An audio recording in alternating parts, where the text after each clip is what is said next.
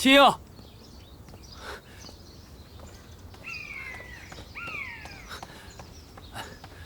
怎么那么久才来啊？等你好久了。你不高兴啊？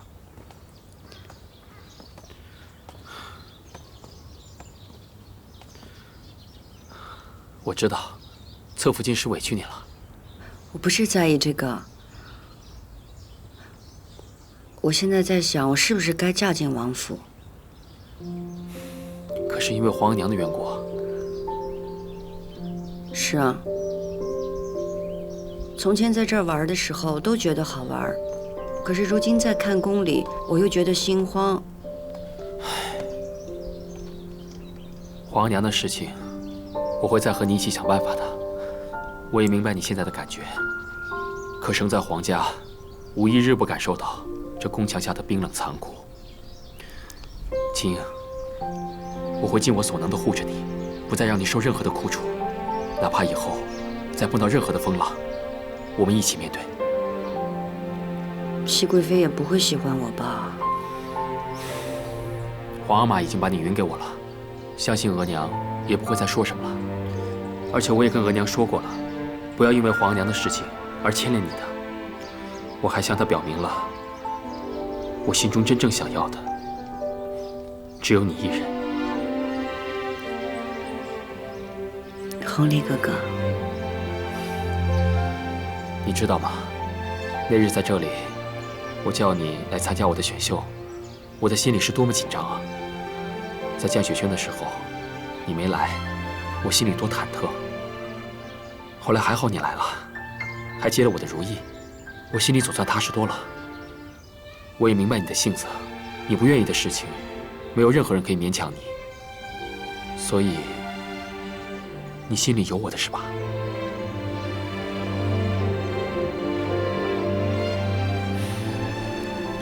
我只想问你一句，你愿不愿意同我在一起？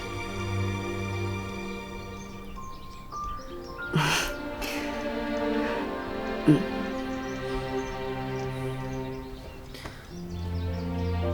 从今以后，你什么都不用怕，有我在，你放心。嗯。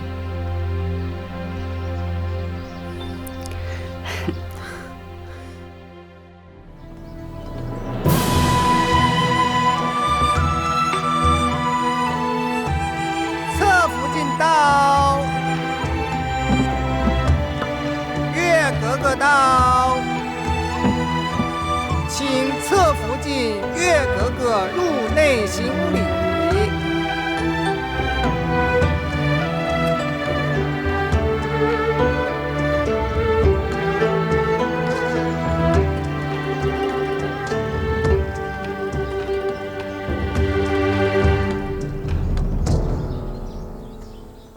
拜见王爷福晋。都起来吧。谢王爷福晋。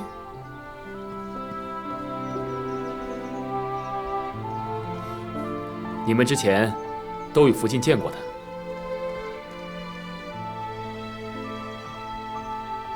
这是我成婚的时候皇上赐给我的嫁妆，听说是安南来的贡品，所以便转赠给2位妹妹，以表倾慕之情。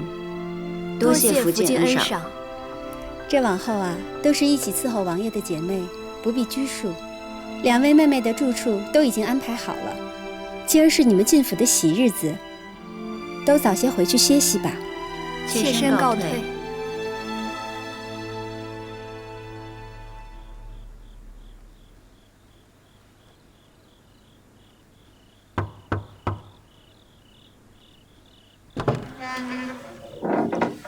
王爷，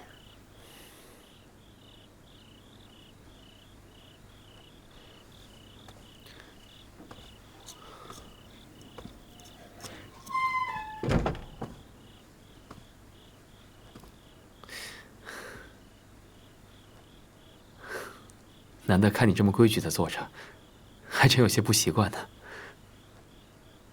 我也不习惯。要不，我帮你揭开盖头，让你松翻些。好。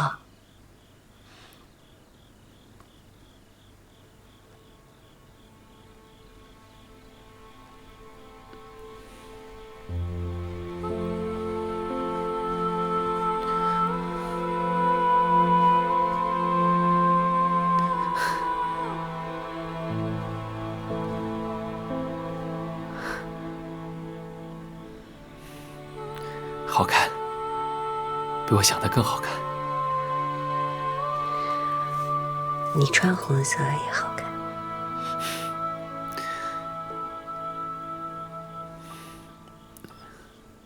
青音啊，你终于嫁给我了，好像做梦一样。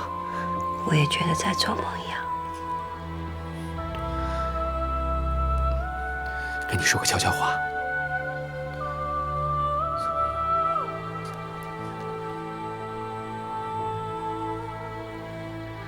你这样不太好吧？你是我自己选的人，做侧福晋已经是委屈你了。第一夜自然要和你在一起的。她是我的发妻，我会爱敬她，尊重她的。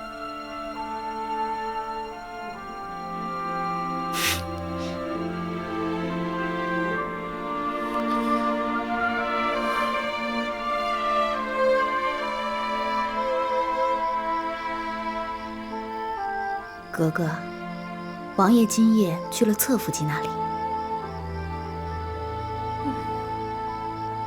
王爷昨夜虽歇在福晋房里，但并未行周公之礼。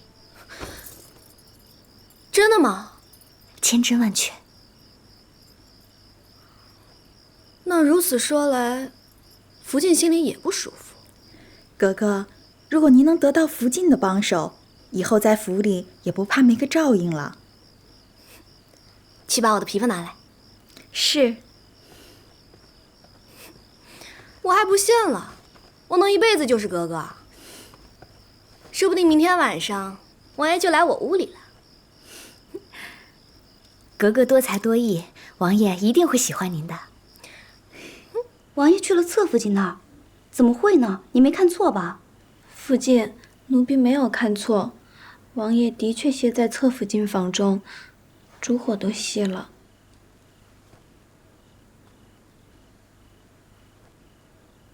你下去吧。是。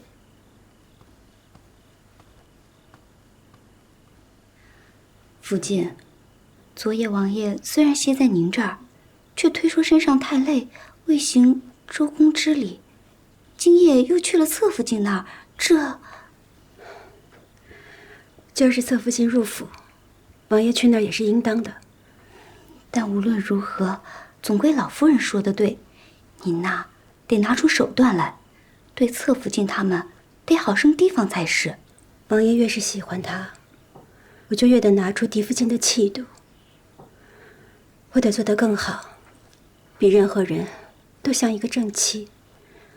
王爷无可挑剔，就会觉得只有我才是最适合做嫡福晋的。请福晋安。都坐下吧。谢福晋。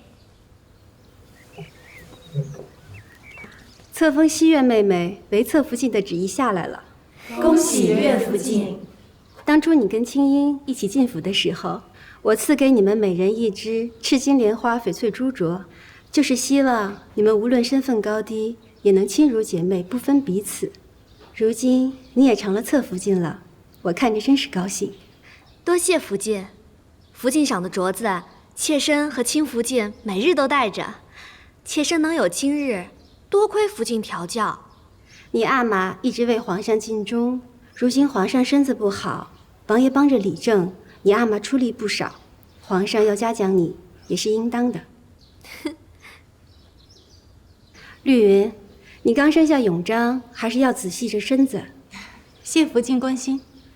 这说起来啊，青樱、西月和我是差不多一起进府的，玉颜从御史来也不少日子了，连齐莹、海兰和婉音伺候王爷也许久。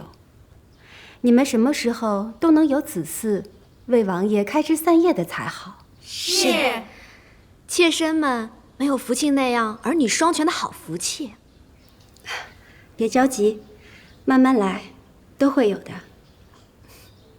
时候不早了，你们也早些回去吧。妾身告退。福晋哥哥，不好了！好好说话，这是怎么了？皇上驾崩了！皇上，王爷呢？王爷接到消息，进宫了。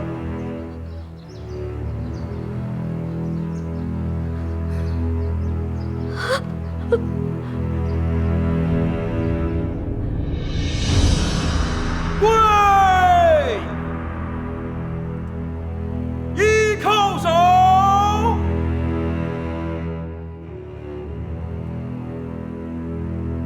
二叩首。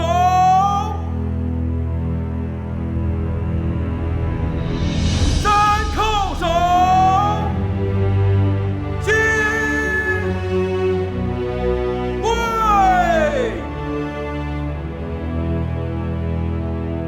一叩首。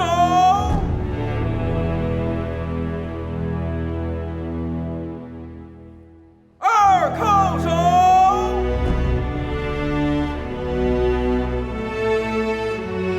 三叩首。起！跪！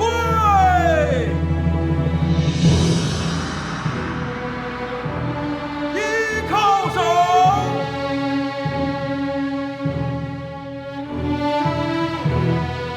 二叩首。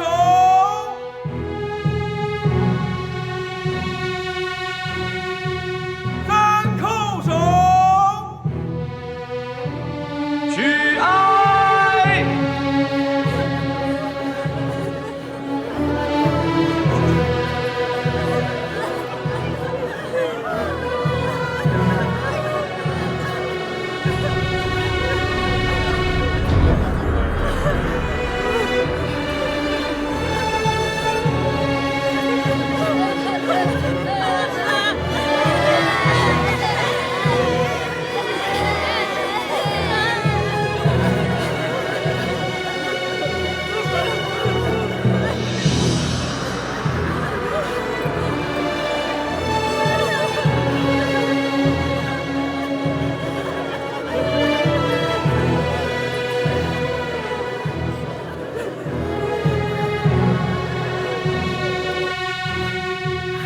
皇上，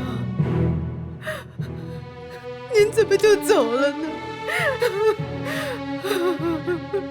您不让我见您一面，丧仪我都不能去。皇上，您丢下我了，我才是您唯一的皇后。连丧仪都不让我去，皇上。娘娘别难过了，娘娘。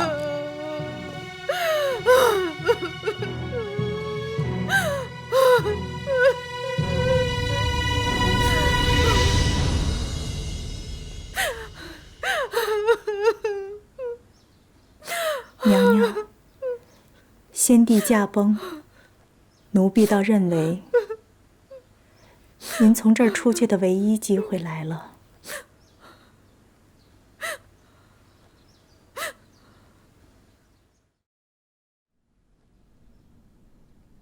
礼制所载，皇上登基应当尊景仁宫为母后皇太后。什么？景仁宫乃皇上的嫡母，理应尊为母后皇太后。熹贵妃是皇上的生母，可封为圣母皇太后。祖宗的规矩历代如此，两宫并立也是应当的。皇上，丧仪一毕，东西六宫都要由皇上的嫔妃入住，那景仁宫仍住着大行皇帝的皇后，实在是不合情理。可皇阿玛曾说过，与景仁宫再不相见。所以说，大行皇帝的丧仪，景仁宫可以不出现，但是先帝毕竟不曾废后，丧仪一了，还是要正名分的。皇上，正嫡庶，明尊卑，方可治天下。朕且考虑看看。那臣等先告退。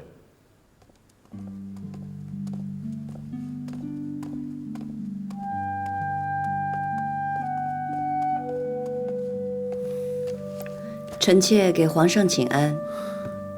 你来了。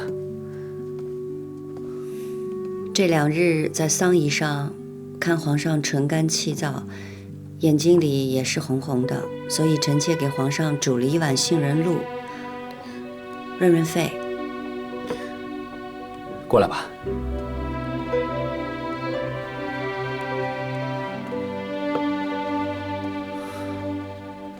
坐。皇上，朕叫你坐你就坐。哼，哎，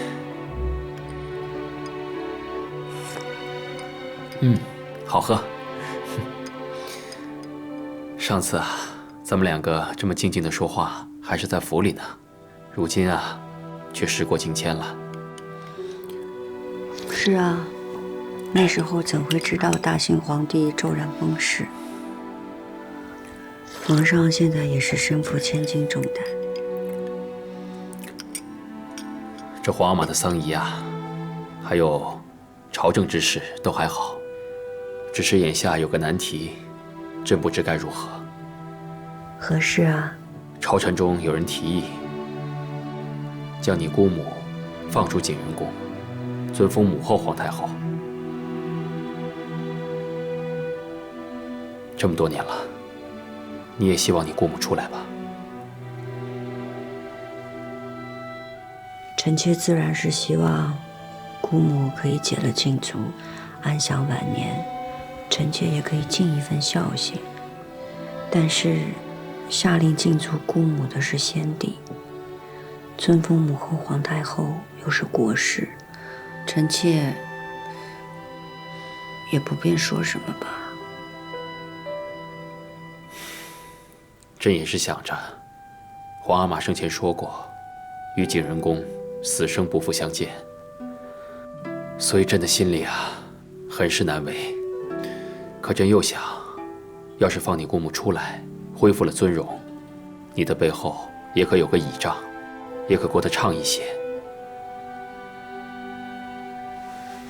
皇上为姑母和臣妾思虑，臣妾万分感激。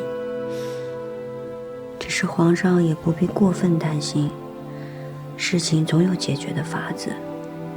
如若艰难，皇上也不用太为难自己。朕知道了。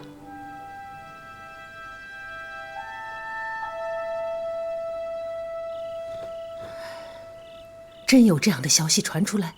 是，奴卿大人一得消息就递话进来，让告诉您知道。大行皇帝没留下任何处置景仁宫，这麻烦就来了。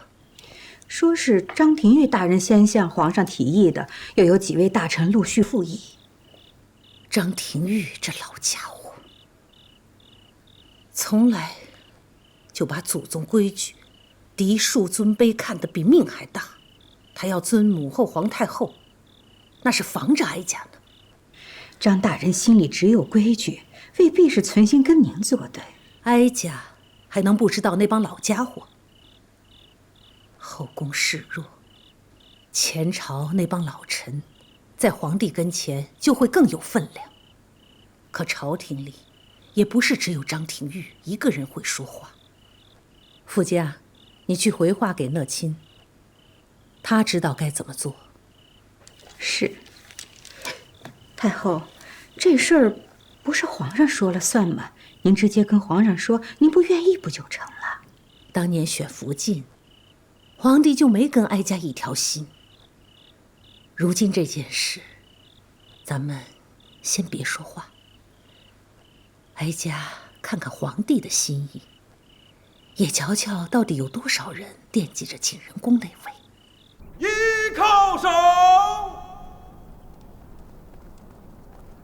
二叩首，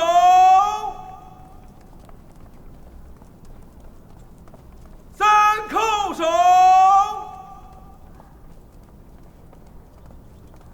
起！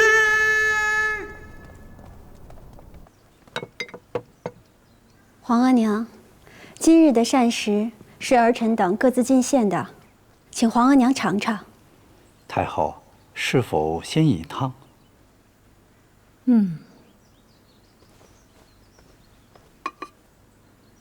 太后，这是清浊进献的火腿鸡汤。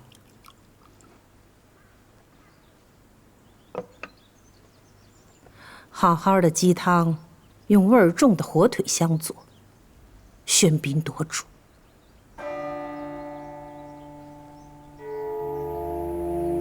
臣妾只是想用鲜味儿令太后开胃，没想到访了太后用膳，是臣妾的过失。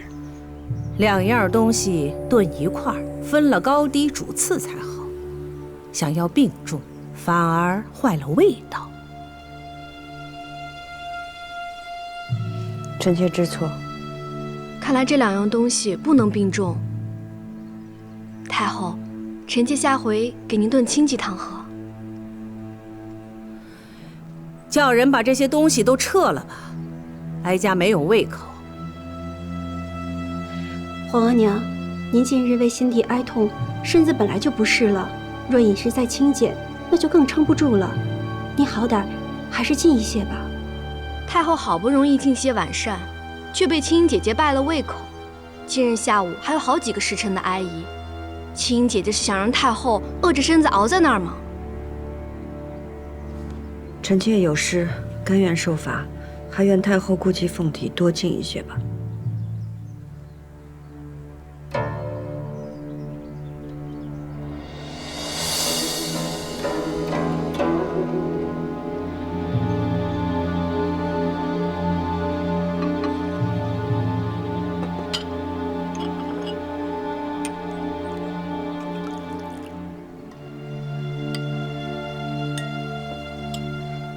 皇额娘，民以食为天，米为食之主，就是因为米是最养人的。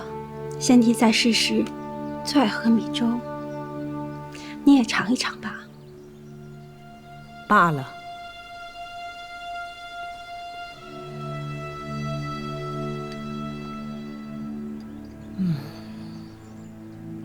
说来呀，这一饮一食能有多大讲究？无非是审时度势，不要自作聪明罢了。儿臣明白。起来吧。臣妾谢太后。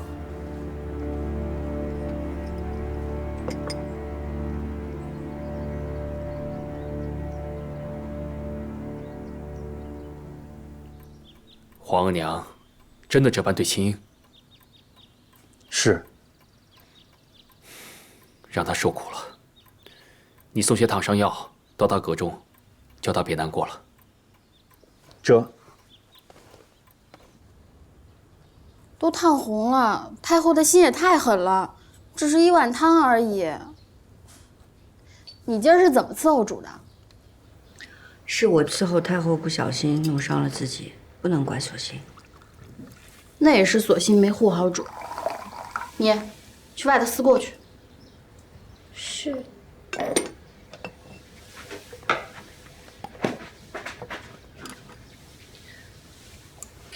阿若，索性是前邸里从了新字辈的大丫头，你说话也得留意些，别总是颐指气使的。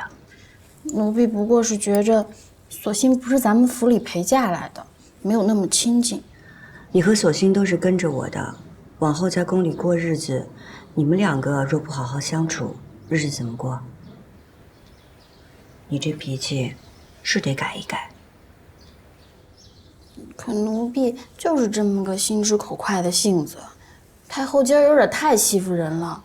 不过皇上心里是疼您的，这不急急就让李公公送了烫伤药来。奴婢看呀，等回头进了宫，或是老主子出来了，皇上怎么也得给您封个贵妃、皇贵妃的，到时候太后就不敢这么欺负您了。刚跟你说了，说话要留一些，倒是越说越没分寸了。太后也是你可以胡乱妄议的嘛，若是让旁人听见了，你有10条命都填不满。奴婢也是心疼主嘛。是，奴婢知道错了，以后不敢了。还疼吗？疼。弘历打算什么时候放我出去，尊我为母后皇太后？您一定要做母后皇太后吗？宫规祖制在此啊，先帝不曾废后，我就是名正言顺的母后皇太后。我该住慈宁宫去。住到慈宁宫之后呢？就跟钮祜禄氏再分个输赢。争斗不休，总会伤着自己的。我哪怕遍体鳞伤，我都要跟他斗到底。青英，你要跟姑母一条心，你要让弘历早点放我出去。皇上倒已经很为难了。你这是信乌拉那拉还是爱新觉罗呀？我是心疼您。你要是心疼我，你就应该知道，姑母此生唯一所望，就是跟先帝生同亲，死同血。先帝已经弃绝您了，亲口说了生死不复相见了。他不见我，我就去见他。他弃绝了我，我绝不会离开他。青英，我只有成为母后皇太后，才能跟先帝生死相依。这个名分，我一定要争。你起来。我今天跟你说的这些，该怎么办？你明白吗？明白了。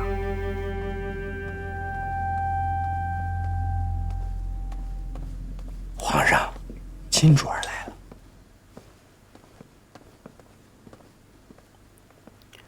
皇上，坐吧。这么晚怎么来了？臣妾知道皇上一定还在为姑母的事烦忧。朕也希望这件事情尽快有个决断。只是礼法和孝义，终究难以两全啊。皇上，臣妾想求您一件事儿。你说。能否让姑母去行宫颐养天年？你这么想的？如果您以太后的身份在行宫供养姑母，哪怕暂时不要给她名分，您对那些尊嫡的人也可以有所回应。然而对那些阻挠姑母尊封为母后皇太后的人，他们看姑母离开了紫禁城，又未被尊封，想来他们也不会说什么了。至于太后那儿，臣妾也想过了。若两宫太后在紫禁城并立，这二位老人家争执了一辈子，日后也难免两相离不容，后宫不宁，皇上也烦忧。不如让姑母去行宫安养天年，避开太后也是好的。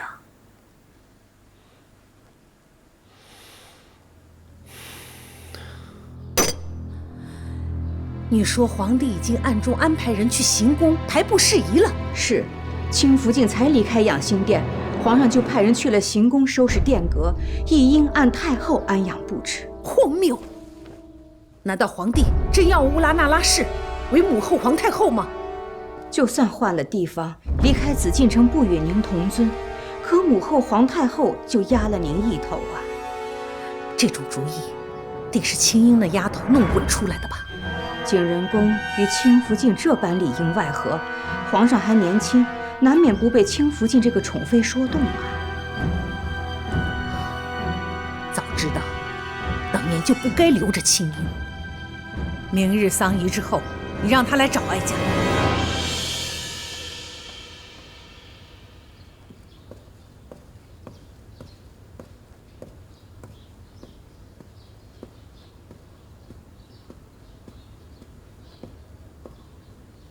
臣妾给太后请安。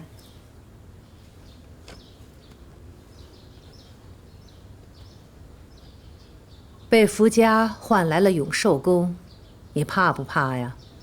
被太后召唤，臣妾怕的是侍奉不周，未能替皇上尽一份孝心。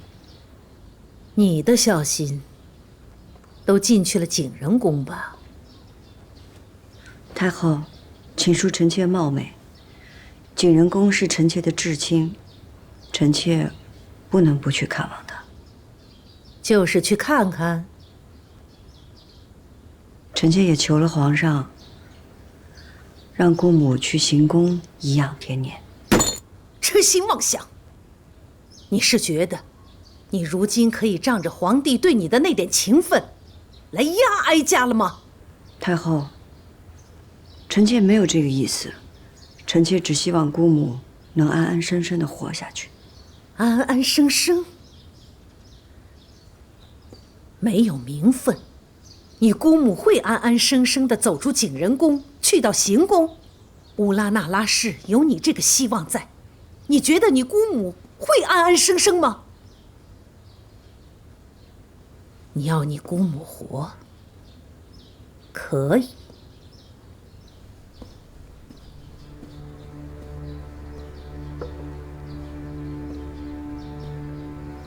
除非他没了你这个倚仗，哀家倒可以给他一条活路。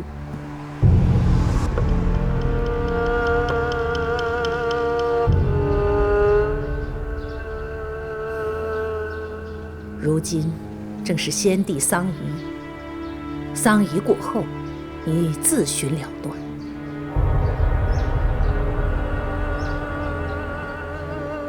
你不求哀家开恩饶恕？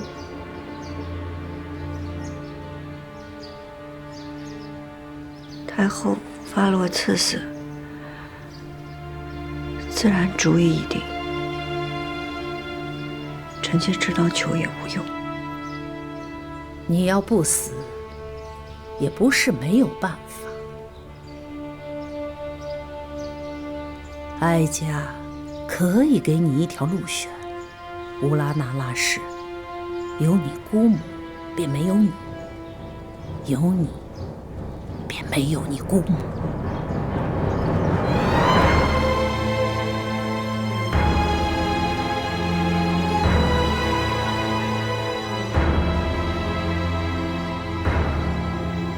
若是臣妾死了，您可否圆姑母和先帝合葬的心愿？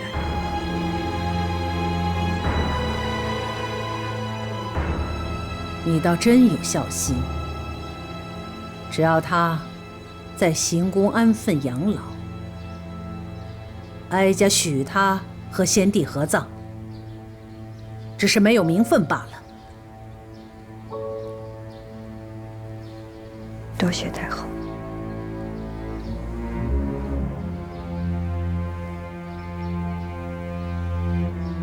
不过，皇帝若是知道你今日与哀家所言，你姑母便会和你一样，活不得了。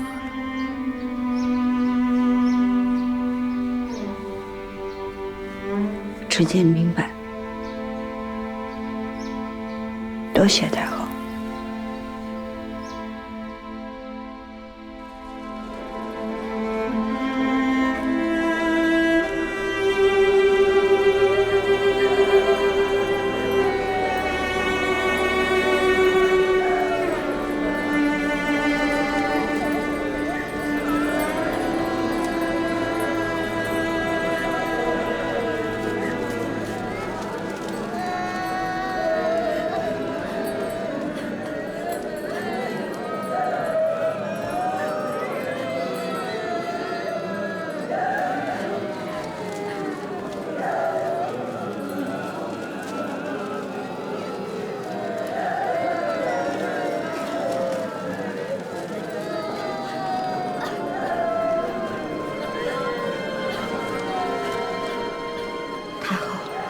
庆如大约是去了养心殿了，他该不会说出什么吧？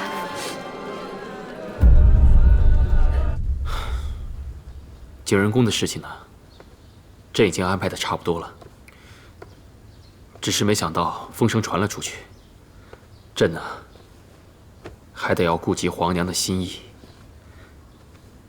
为了安抚皇额娘，也为了你姑母来日能好好颐养天年，按太后奉养她的事，朕还得慢慢安排。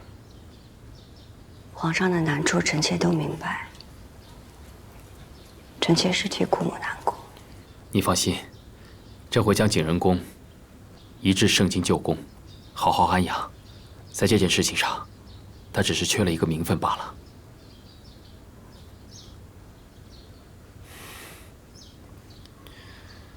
后妃与君王失和，吃苦的肯定是他们自己。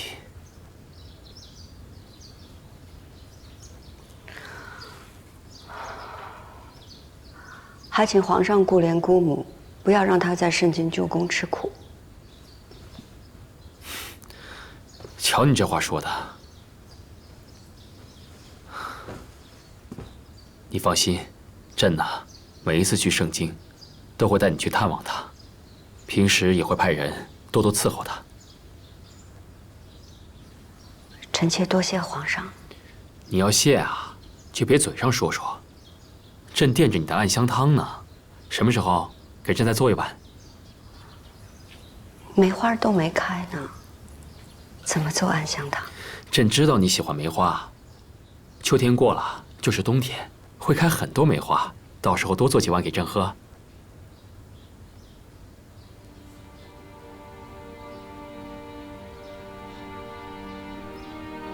你不答应朕啊？臣妾答应。你怎么了？臣妾只是想起与皇上初见。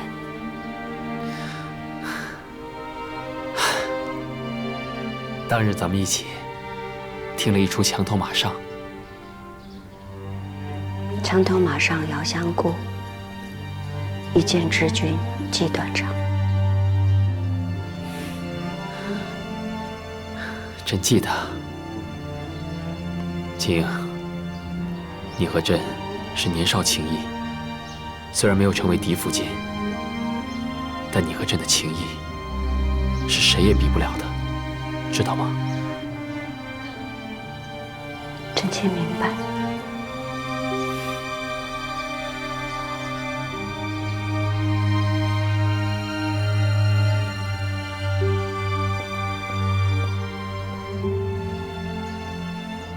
皇上，如果日后臣妾不能日日给您请安，臣妾也会永远祈佑皇上龙体康健，事事顺遂。这是干什么？快起来，快起来！来，你今个是怎么了？啊？不过朕也明白你姑母之事。一个女人为了名分，一生悲苦。朕明白你，朕和你一样怜悯你姑母。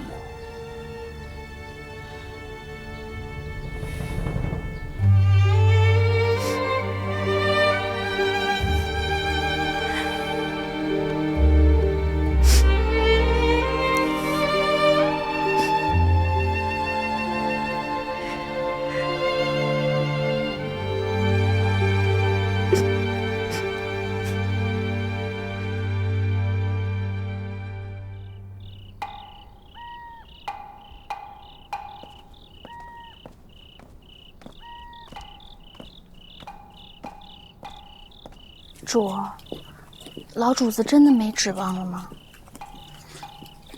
那我们会不会受牵连呀？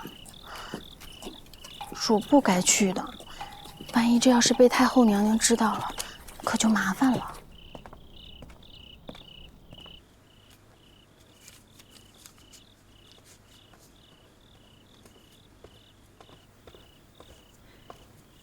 太后怎么还做这些？先帝的丧仪将毕，不用再烧指定了。先帝灵前那些，都是哀家亲手做的。如今这手闲不住，你说这是烧给景仁公好呢，还是给他侄女呢？亲主是晚辈，哪里配得上您亲手做的东西？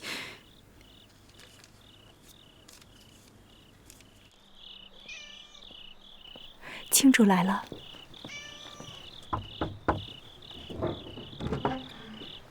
您快着点儿。主儿，你在这候着。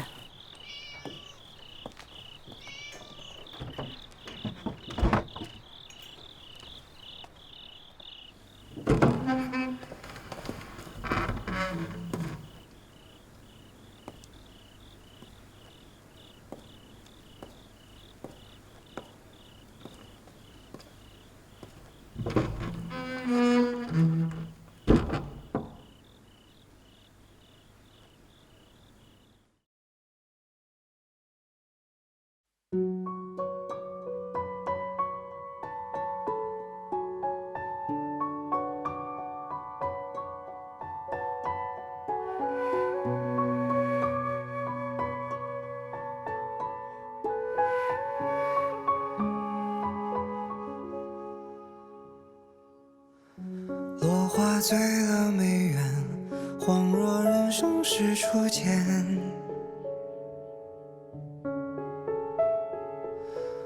青丝染了双眼，携手共赴尘世万千。心事褪了红叶，眼前相思已凌乱。